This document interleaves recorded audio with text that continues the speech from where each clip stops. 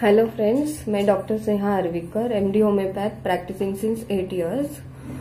ये वीडियो बनाने का पर्पज ये है कि बहुत सारे लोगों को होम्योपैथी के बारे में डाउट्स रहते हैं। तो फर्स्टली मुझे ये बताना अच्छा लगता है कि व्हाट इज होम्योपैथी के बारे में जो कुछ भी डाउट्स है वो थोड़े से क्लियर कर लेते हैं। तो इस वीडियो में हम देखेंगे कि व्हाट इज होम्योपैथी एंड उसके साइड इफेक्ट्स अगर है नहीं है तो कैसे है, और कौन से डिसीजेस में होम्योपैथी ये यूजफुल रहती है। Okay, so first of all homeopathy का जो इन्वेंशन हुआ था वो 1796 में हुआ था, और 1796 के बाद जो मेडिसिन प्रूव हो रहे थे वो धीरे धीरे प्रूव होके फिर यूज में आ रहे थे। ओके, तो फर्स्ट जो क्वेश्चन रहता है बहुत सारे लोगों का वो ये रहता है कि जो होम्योपैथिक मेडिसिन है वो एक जैसे कैसे दिखते हैं। ओके, एंड उसके साइड इफेक्ट्स के बारे में हम लोग थोड़ी देर में बात करेंगे। पहले सवाल रहता है कि एक जैसे कैसे दिखते हैं। तो ये जो पिल्स है ये सिर्फ सोर्स है डिस्ट्रीब्यूट करने का मेडिसिन। ओके, ये ओरिजिनल मेडिसिन नहीं है, इसमें हम मेडिसिन डाल के देते हैं। और जो मेडिसिन है वो भी कुछ लोगों का सवाल रहता है कि वो भी एक जैसे दिखते हैं, पानी जैसे कैसे दिखते हैं।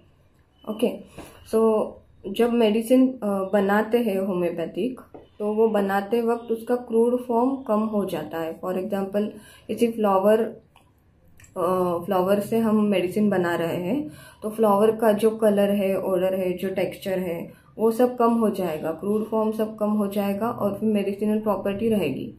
ओके, तो इस वजह से वो जो कुछ भी मेडिसिन बनते हैं किसी भी चीज से, वेजिटेबल सोर्सेस, फ्लावर्स है, सीड्स है, कुछ भी मतलब एनीथिंग, मिनरल्स है, तो इससे जब मेडिसिन बनते हैं तो उसका क्रूड फॉर्म कम हो जाता है और सिर्फ मेडिसिनल प्रॉपर्टी रहती है। इस वजह से वो आपको एक जैसे दिखते हैं, वाटर जैसे दिखते हैं, पर वो एक जैसे होते नहीं है, उसमें उसकी अलग अलग सी मेडिसिनल प्रॉपर्टी रहती है। ओके, और जब देने का वक्त आता है तो जो होम्योपैथिक डॉक्टर है वो इस पिल्स का यूज करते हैं, क्योंकि डायरेक्ट मेडिसिन नहीं दे सकते।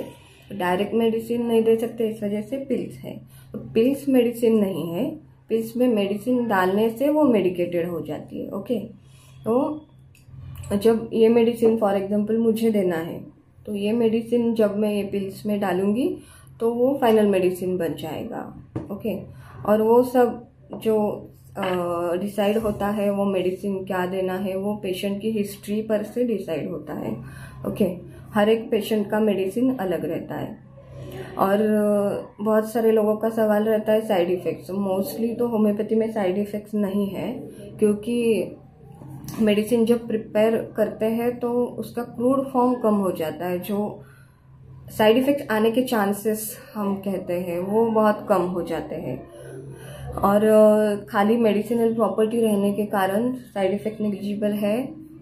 अगर आप होम्योपैथिक डॉक्टर से जो एमडी है या फिर जो होम्योपैथी बहुत सालों से कर रहे हैं उससे अगर मेडिसिन लेते हैं तो साइड इफेक्ट होने के चांसेस नील होते हैं, क्योंकि होम्योपैथिक मेडिसिन देते वक्त उसका जो पोटेंसी है, उसके डोसेस है, कौन सी मात्रा में देनी है, कितनी देनी है, ये सब अच्छे से तय किया तो वो आपको साइड इफेक्ट नहीं देगा। अनलेस एंड अनटिल आप अगर अपने मन से बाहर से मेडिसिन लेते हैं, किसी ने ये कहा वो कहा और लिया, तो वो आपको साइड इफेक्ट दे सकता है। पर होम्योपैथिक डॉक्टर से अगर लेते हैं, अच्छी तरह से लेते हैं, तो उसका साइड इफेक्ट्स बहुत निग्लिजिबल है, मानो कम है। ओके, और लिमिटेशंस हर एक पैथी के रहते हैं, ऐसे नहीं कि होम्योपैथी को लिमिटेशन नहीं है।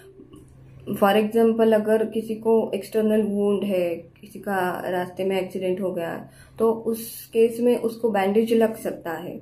बैंडेज करने के बाद होम्योपैथी लिमिटेड वे में हेल्प करती है, ऐसे नहीं करती नहीं है, पर वहां पे लिमिटेशन है, आपको एक्सटर्नल हेल्प भी लेना पड़ेगा। और साथ में वुंड हीलिंग के लिए, पेन अगर है तो पेन कम करने के लिए होम्योपैथी यूज कर सकते हैं। Okay, otherwise almost in all cases homeopathy useful है। दूसरा सवाल ये रहता है कि जो डिसीजेस रहते हैं छोटे समय के लिए रहते हैं, कुछ बड़े समय के लिए रहते हैं। छोटे समय के लिए मतलब अगर किसी को फीवर आया है, सर्दी खांसी जुकाम हो गया है, तो वो छोटे समय के लिए रहता है, कुछ दिनों के लिए रहता है, 1 दिन 2 दिन ऐसे। तो उस केस में होम्योपैथी यूजफुल है या नहीं, ऐसे कई लोगों का पूछना रहता है। तो इस केस में भी होम्योपैथी यूजफुल रहती है। अगर एग्जैक्ट मेडिसिन दी गई तो आपका फीवर भी 2 दिन में कम आता है। फॉर एग्जाम्पल हम लोग 5 दिन की दवाई देती है, तो जैसे आप एलोपैथिक की मेडिसिन खत्म करते हो 5 दिन में, वैसे ही होम्योपैथी की करनी है। और धीरे धीरे आपका फीवर, सर्दी खांसी जुकाम सब कम होके वो पूरी तरह से आप हील हो जाते हो। तो एंड क्रॉनिक जो कहते हैं, जो ज़्यादा समय के लिए आने वाले, बहुत दिन हुए आप सफ़र कर रहे हो, ऐसे जो डिसीजेस है, फॉर एग्जांपल नी पेन है, अस्थमा है, तो ऐसे डिसीजेस के लिए तो होम्योपैथी है ही, हमेशा के लिए वो काम करती है।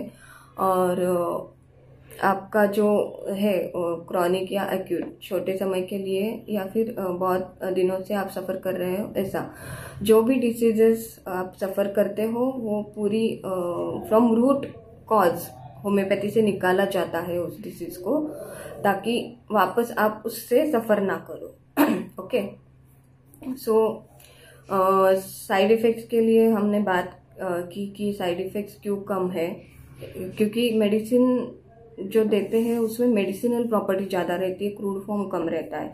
पाउडर गोली अगर ली तो उससे साइड इफ़ेक्ट्स क्रूड फॉर्म है होने के कारण वो ज़्यादा समय आप नहीं ले सकते।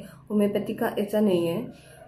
If you take with help of or under guidance of doctor, homeopathic doctor, then you can take it for long time. Okay, ये कुछ बातें थी जो मुझे कहनी थी।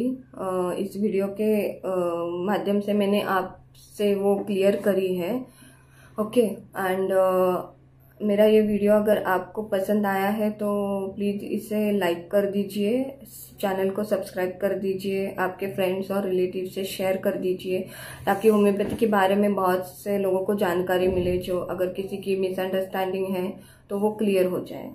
Okay, thank you for listening me, thank you very much, bye.